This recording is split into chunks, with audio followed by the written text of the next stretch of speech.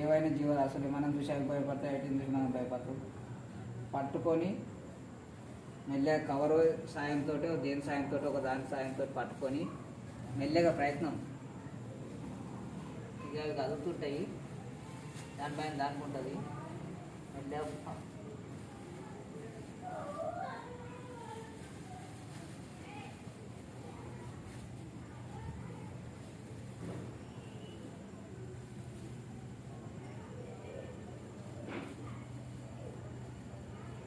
ఈ కుత్కె కడ పట్టుకోండి.